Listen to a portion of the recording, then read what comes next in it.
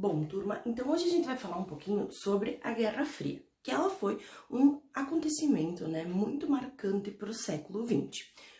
Quando ela começa, então, a Guerra Fria vai começar com o fim da Segunda Guerra Mundial, onde os Estados Unidos, que era a potência capitalista, e a União Soviética, que era a potência socialista da época, eles vão começar uma disputa ideológica, política e econômica para ver qual dos dois regimes econômicos era melhor, era mais importante, certo? Esse nome, Guerra Fria, vem de uma guerra sem conflito direto. Por quê? A Guerra Fria, ela foi só uma guerra, uma disputa ideológica. Ela não chegou a ser uma guerra com armas, com batalhas, com muitas mortes influenciadas por isso, tá? Porque alguns outros conflitos do mundo foram influenciados pela Guerra Fria e essas influências entre socialismo e capitalismo vão acabar gerando sim mortes, mas nenhuma das guerras, nenhum dos conflitos que envolveu tanto a União Soviética quanto os Estados Unidos, as duas potências estavam diretamente envolvidas. Ou uma entrava na guerra e a outra só ajudava por baixo dos panos, Ou as duas ajudavam por baixo dos panos, mas em nenhum momento as duas nações entraram em conflito direto na mesma guerra, certo? Como é que então vai ser caracterizada essa guerra? Por uma disputa de quem era melhor. E aí a gente vai ter as corridas, certo? A corrida nuclear, que vai começar quando os Estados Unidos lançam as bombas em Hiroshima e Nagasaki, lá no final da Segunda Guerra Mundial. Por quê? Porque naquela época, acredita-se, que o Japão ele já estava fora da guerra, ele estava praticamente derrotado. A Alemanha e a Itália, que eram as outras duas potências do eixo, já tinham assinado as suas rendições, só faltava o Japão. E isso não ia demorar muito, porque eles já estavam ficando sem forças de defesa, já que todo o resto do mundo estava atacando o Japão. O que vai acontecer? Os Estados Unidos, para mostrar poder para a União Soviética e para o restante do mundo, lança essas duas bombas atômicas sobre Hiroshima e Nagasaki. E isso é uma amostra, o que eu tenho, o que eu posso fazer contigo se tu mexer comigo. Então era como se fosse um aviso, não mexam com os Estados Unidos porque a gente possui a bomba atômica. A partir disso, a União Soviética vai correr atrás para também conseguir desenvolver armamento nuclear, e isso é um problema muito grande até hoje, E por isso que hoje a Rússia também já não é uma das economias mais importantes do mundo, mas quando se trata de perigo de guerra, ela sempre é muito forte, porque ela ainda tem muito armamento nuclear, desenvolvido durante esse momento, essa Guerra Fria, tá? A corrida espacial, então quem conseguia chegar primeiro à Lua, quem conseguia chegar primeiro ao espaço, quem lançava um número maior de satélites, e esses satélites eles eram usados também para espionagem do que o outro estava fazendo, E aí a gente vai ter a União Soviética mandando a primeira pessoa a ficar, em órbita, no espaço. Depois os Estados Unidos mandando a primeira pessoa à Lua, que ainda existem aquela teoria da conspiração, que algumas pessoas dizem que isso foi montado nos estúdios de Hollywood, mas enfim, é considerado, então, como a primeira pessoa a pisar na Lua, o cidadão estadunidense, e assim por diante. Essa corrida espacial, ela foi e ainda é muito importante, porque pode-se prever muitas mudanças climáticas, pode-se prever tempestades temporais e agir, ciclones, enfim, e agir com antecedência para isso, ou dá para ver o desmatamento. Então, esses satélites e toda essa corrida espacial, ela ainda é muito útil para a gente hoje em dia. E a corrida armamentista, que vem junto com a corrida nuclear, Quem produzia o maior número de armas, a arma mais potente, a arma mais letal. Então, tudo isso vai desenvolver muito a ciência nesse período. Porque nessas construções de satélites, nessas construções de armas, eles vão desenvolver muita tecnologia, incluindo a internet, que ela foi criada durante a Segunda Guerra Mundial para transmissão de códigos, e eles viram que isso era muito bom, então eles vão aperfeiçoar, E hoje a gente tá aqui podendo conversar com alguma coisa desenvolvida durante este período, certo? Outra coisa muito importante, Essa disputa ideológica e econômica, ela não vai ficar restrita à União Soviética e aos Estados Unidos.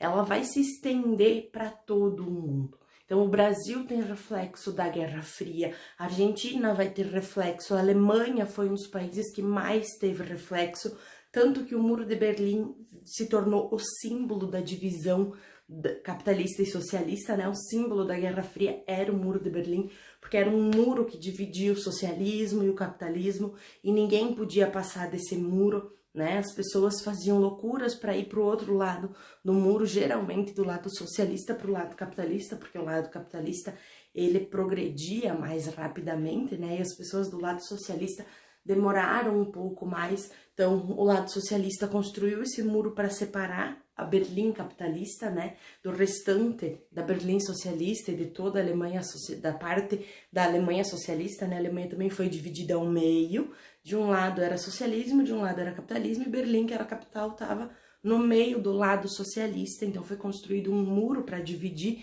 a Berlim capitalista, que era a capital da Alemanha, ainda é a capital da Alemanha, né, aos mantimentos, enfim, tudo chegava de avião, porque eles trancaram todas as passagens, né, para tentar mostrar que o capitalismo não era melhor, que o socialismo não era melhor, e assim por diante, certo? Essa disputa ideológica, então, ela vai se refletir nos Jogos Olímpicos, ela vai se refletir na política, ela vai se refletir na economia, ela vai se refletir no cinema, né? Como assim, prof? Mas cinema da União Soviética? Sim, existia o cinema da União Soviética, só que o que chegava para o Brasil? O cinema capitalista, o cinema dos Estados Unidos, porque o Brasil fazia parte do bloco capitalista, certo? Nós pertencíamos ao bloco capitalista. O bloco socialista, ele ficava mais pro lado da Europa oriental, né?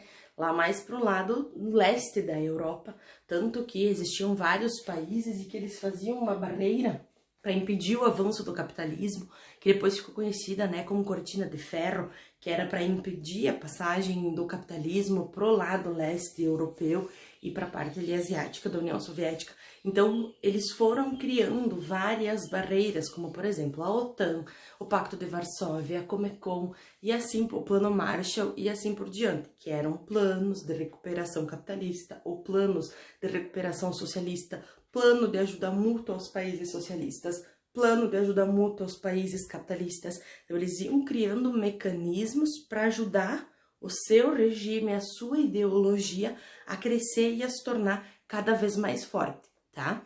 Como que aconteceu, então, o fim da Guerra Fria? O fim da Guerra Fria, a gente costuma dizer que foi em 1989, com a queda do Muro de Berlim. Então, a Alemanha unificou e como ela era uma Alemanha só, Berlim, que era a capital, podia voltar a ser uma capital só. Então, essa queda do Muro de Berlim, né, ela representou o fim da Guerra Fria. A União Soviética vai terminar em 1991, 2 anos depois. Porém, ela já estava enfraquecida política, econômica e socialmente, porque as pessoas já vinham pedindo o fim, né, desse regime socialista dentro dos próprios países socialistas. E aí, em 1991, então, a União Soviética se separa e os países voltam a ser países capitalistas, né, ou não. Um momento muito tenso da Guerra Fria foi a crise dos mísseis em Cuba, foi o momento mais tenso da Guerra Fria, onde existiam mísseis soviéticos apontados para os Estados Unidos, né, na Cuba, que ainda é socialista, apontada para os Estados Unidos, e existiam mísseis estadunidenses apontados para a União Soviética.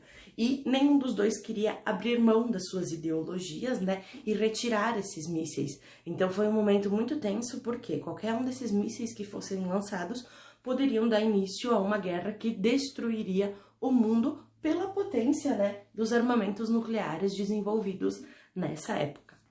1991, então, por problemas internos, pela própria corrupção do Partido Socialista lá na União Soviética, a gente vai ter o fim da União Soviética, né, e o fim da Guerra Fria.